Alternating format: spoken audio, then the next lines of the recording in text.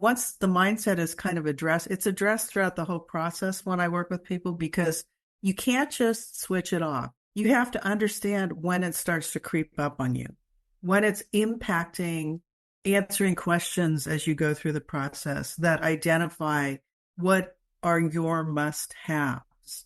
So it's really understanding the skills, the must-have skills you need to use, the people you need to work with, the working conditions that are so important for people with ADHD.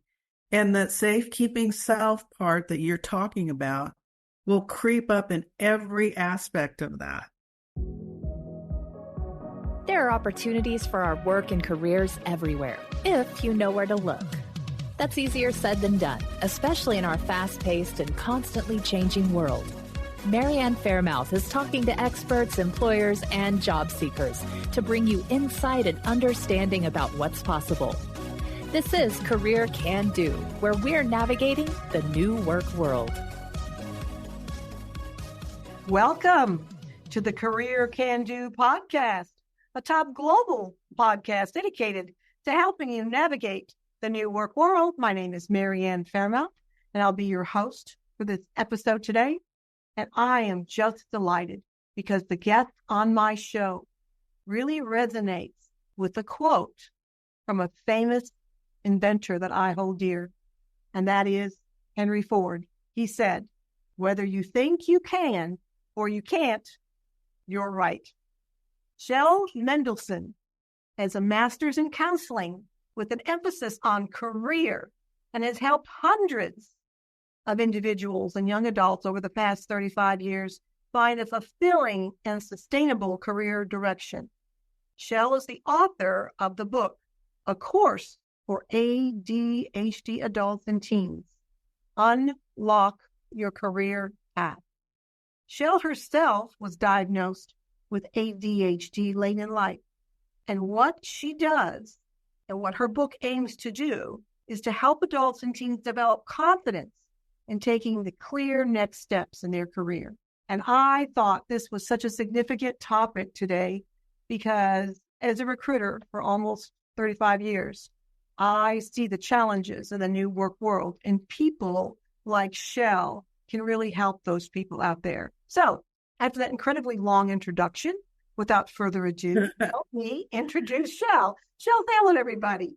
Hi, everybody, and thank you for having me, Marianne. I'm very excited to be here and to talk about career. Well, it is so wonderful to have you here. I feel like your work that you're doing is not just a guide for people, but it's really a lifeline for navigating career complexities. So tell us a little bit about how you got into this and how it all got started. I've been involved in all things career for about 35 years, and after I call it the wayward years in my 20s where I didn't know what I wanted. I had a master's degree. I had a teaching credential. I was flailing. I didn't know really what direction I wanted to take. I had a boyfriend who was applying. He was very neurotypical. Okay. And he was applying to every top university in the country, the Harvards and Yales. And I was watching him go through this process, and he did it with such diligence, and he was so on target. And he knew what he wanted. He was so clear about what he wanted. And I thought, how does he do this? I mean, first of all, the application process was insane. But just watching him go through this step by step. And I remember I sat down with him because I just didn't know where I was going. I didn't know what I was going to do. And he just looked at me and very simply said, "What do you really want?" It was like the simplest question in the world, but in my entire life, no one had ever asked me that question. Straight up. Not my parents, not my teachers. Nobody ever said, "What is it that you want?"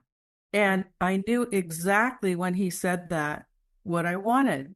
And I knew I had to apply for a counseling course at the university and get a master's degree in some form of counseling. I just knew it. I don't know why. It just sort of came to me. I was very lucky, I think, compared to a lot of people who have to go through the process that I introduced them to. But I was lucky. I knew I had to get that master's. I knew I wanted to be a professional.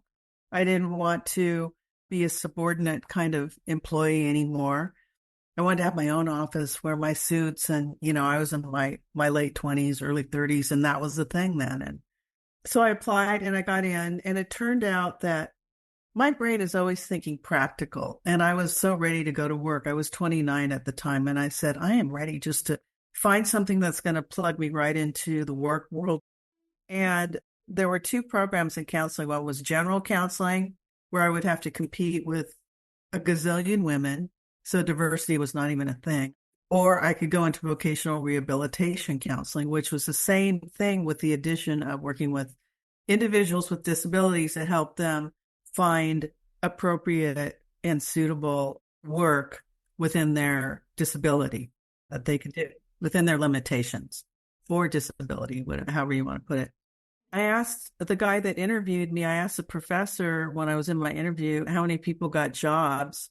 And he said, there were only 27 people in the program. That was a plus. 27 out of 27. I said, I'm in, please accept me. And I did. Yeah. So that was the start of my whole trajectory into the world of work. Starting with working with disabilities. So I was getting that experience in terms of career and matching people up with the right careers who had limitations. They were physical, mental, emotional limitations. ADHD was not a thing then. It was not a well-known diagnosis. People were not diagnosed with ADHD at that time that I was aware of. And if they were, it was some far off thing that nobody really understood. And so I went undiagnosed through my whole program. It was very challenging, but I finally ended up going from hating what I was doing, working and getting fired from all these jobs in my 20s that I hated because I hated it.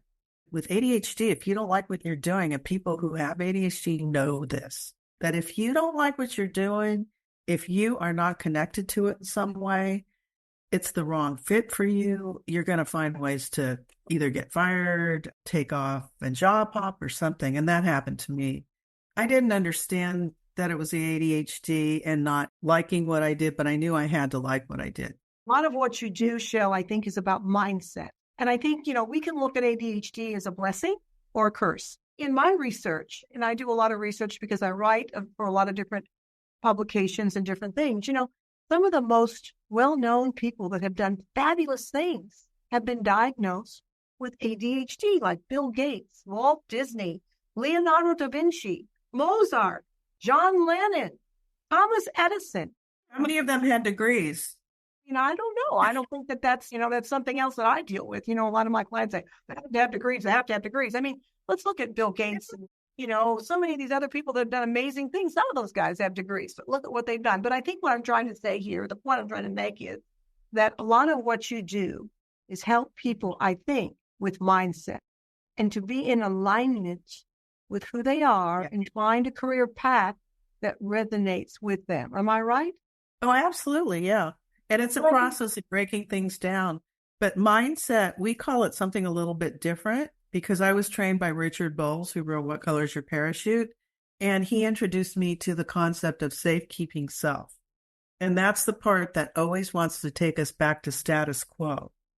No matter what we're doing, it's very hard to break out of it when you have all these voices and opinions and people coming at you saying, what if you use this skill and you're so great at this, and have you tried this, and I could introduce you to somebody who blah, blah, blah. We're very obstinate. We're just going to shut that stuff out, but we don't understand how to get to the next point.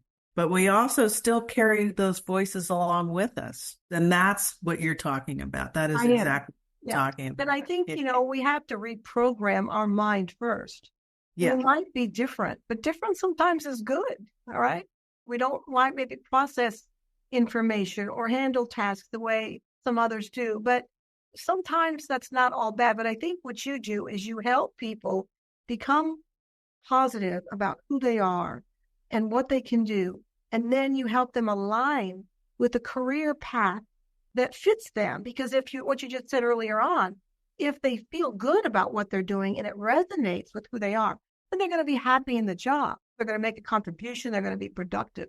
If they're not, like you just said, all right, they're going to have 10 jobs in 2 years.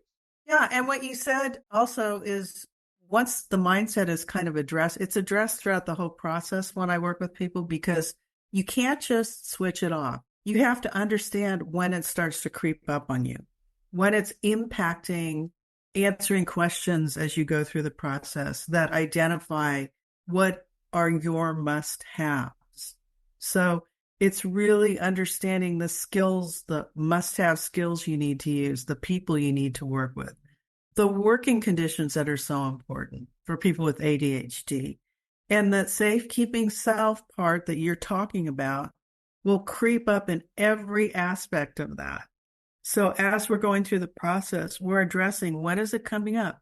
And I can tell when it's coming up with people. I can see it's clear as day. And I can get, kind of nail them on it a little bit in a good way and tell them this sounds like safekeeping self. But once they identify these must-haves, then they have to learn to own them. And that's the part where the mindset also needs to come into play. Like owning what you know is right for you, even if it's completely different than anything you've ever been taught or ever done or ever been told. That's tough. That's tough. And that's kind of what we go through and how we work through it step by step. Talking about steps, you talk in your book about 5 steps to self-accommodation in the workplace. You don't have to tell us all 5, but why don't you tell us a couple of steps? What kind of steps are you suggesting?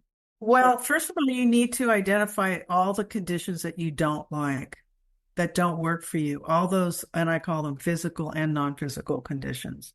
Creating a self-accommodation plan is first, it's like looking at what you don't want first and what has never worked for you and has literally gotten in the way of your progress, your productivity, your good feelings about your work, all of it. All those things that have gotten in the way, you list them and then you turn them around, each one of them into something, the other side of that for you. And then you prioritize the ones that are the most important to be aware of in your work environment. And by physical, I mean like literally all the details, your surroundings, your office, your window, the paint on the walls, the floors, the lighting, the noises. And we're very sensitive, right? We're very sensitive to noises, to sounds. I mean, some people have different sensibilities that impact them. It's really getting some clarity about what works and what doesn't work for them. And this is nothing that anyone but they can evaluate. So the process that I use in those questions involve going through that process. And also, the truth is, if you don't enjoy the work you're doing, it doesn't matter what your accommodations are, they're going to suck. They're not going to be good. That's something that needs to get evaluated. Do you need to figure out, basically, go through a process to identify what areas really are going to work for you? So it's all about you. It's all about, to use kind of a trite term, empowering the person to really say, this is who I am. This is what I want. And to go into like an interview and knowing who you're talking to, why you're there, the right questions to ask, the best way to sift and sort whether or not this is the good option for you. Because if it's not, it's better to say, no, this isn't going to work for me, because ultimately they'll end up getting fired anyway, or they'll end up. So why go through that soul crushing kind of experience? My goal is to help people not have those experiences by knowing what they want, going into interviews and starting companies or starting their own businesses with a lot of confidence and power behind them. Yeah. Clearly understanding and being able to articulate the area they want to go into, the area they want to explore. And ADHD people are typically very creative thinkers. So creativity in all its various forms, including brainstorming, strategizing, the arts, of course, for some people, but creativity and flexibility are two of the things that always come up. Creativity, it's got to be a flexible environment. For a lot of people, some people need hybrids of working from home and from the office, but they need to know if that's what they actually need to be the most productive. Then they can have a conversation with the employer that says, under these conditions, I will be like your top employee. They can actually say that because now they've really identified what the conditions are that will give both the employer and them the experience they need to do their very best. Mm-hmm, mm-hmm. A lot of people that I've read about that are ADHD adults choose self-employment and or entrepreneurship.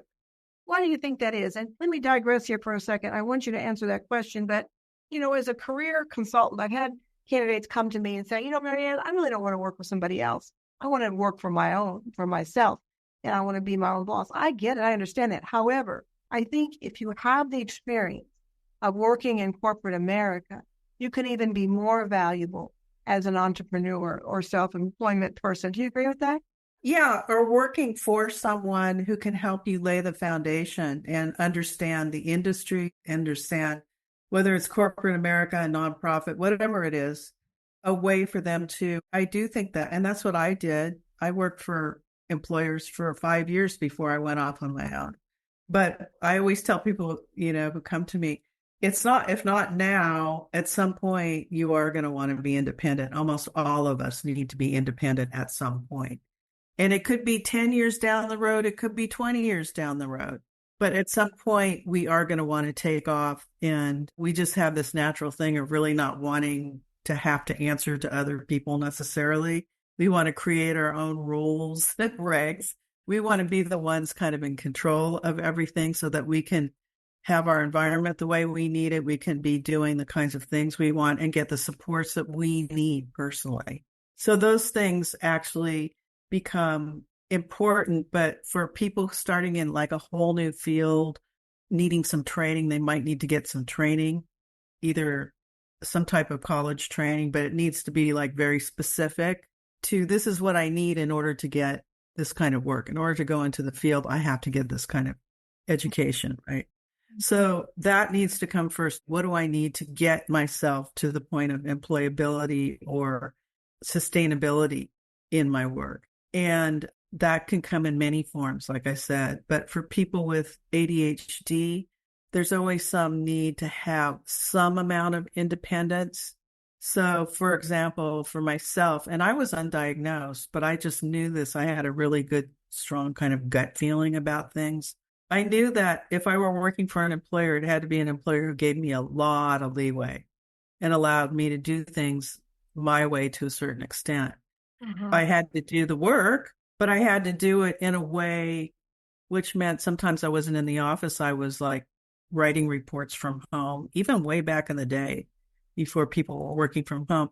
And they saw the work product, and I went from being kind of fired from all these jobs to like a superstar with my employers because they accommodated me when they saw that I was the right fit for this kind of work. They got it, that I was going to make them money. I was going to, do the things that they ultimately wanted me to do, but how I did them, they didn't question me as much on that.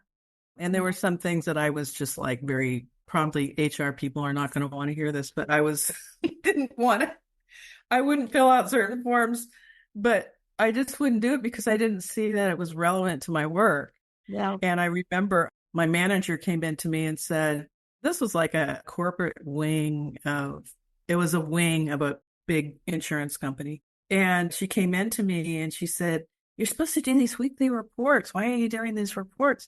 And I said, I'm not going to do the reports. That's what I said. I'm not doing them. And she just looked at me and goes, oh, and walked out. What I'm hearing though, and I understand what you're saying, that there's some certain characteristics these people have, they want to do their own thing. However, at the end of the day, in my opinion anyway, life's about relationships. We have to get along. Right. We have to do. Oh, absolutely. I think that if people understand that, but you're working for them, you make sure you're in alignment with who you are and the right job and all that. I get it, but you got to do what you got to do to get the job done, right?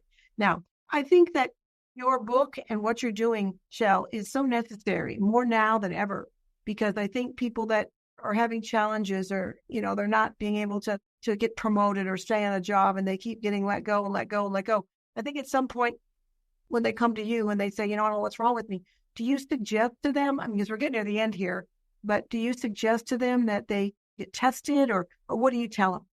I think for people that come in that suspect, and I do have quite a few people who think they have ADHD, and I always say if it looks like a duck, but I really do highly recommend getting the diagnosis for a lot of reasons. For me, it was just about that clarity it was just about, okay, now I can go forward and look at management. I can look at, if I need to look at medication, I can look at medication. But people who are in the wrong fit, in the wrong job, basically, if they're undiagnosed, it's very difficult for them to navigate a lot of this. And it frustrates employers, it frustrates the managers. And they, when they come to me and say, Marianne, I have to work for someone that gives me some freedom. I cannot work for a micromanager. All right. Right. They know that, and they tell me that when I go to place them on a job or send them on interviews. I keep that in mind because certain people have to have managers that give them more freedom. Now, like I said, as a career consultant for many, many years, I think you're doing some really important, powerful work that will help so many people. And we're coming here near the end, and you brought out so many good points, but I always like to leave listeners with 2 salient points. So if you had to give those to our listeners, what would those 2 points be for people that are challenged with ADHD? I would say if you are challenged with ADHD and you are unclear about the right direction for you or the right fit, you need to go through a process to define what it is that you want and what it is that is important to you in your work, and to be able to articulate that, be able to have the words. Now you have the words and the confidence. Okay.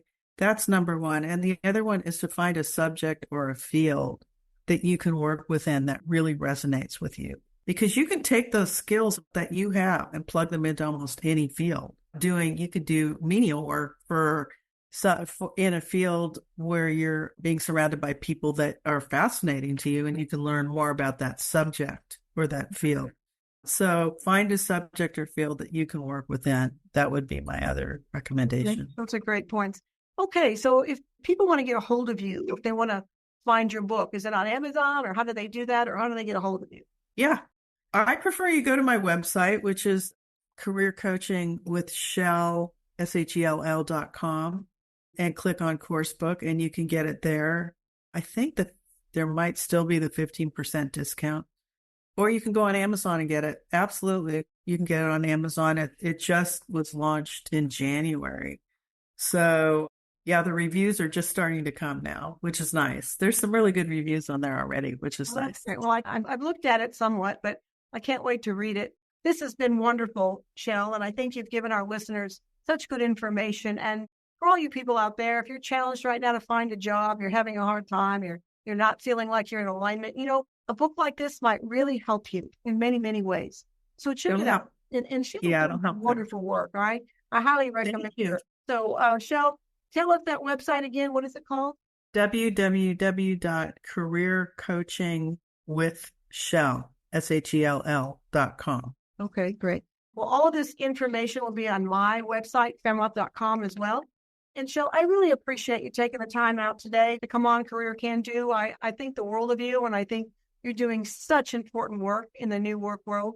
So thank you again. And I certainly hope we can keep in touch, because I know I can probably refer some people to you that would really benefit from your service. So thank you all for tuning in to Career Can Do.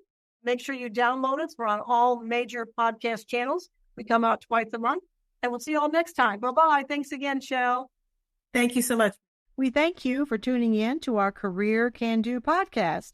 We make no guarantees on results for your particular quest, but we hope you enjoy the information presented. The views and opinions expressed in this program are solely that of the guest or speaker and do not necessarily reflect the views or positions of Marianne Fairmouth and Fairmouth and Company. Thank you.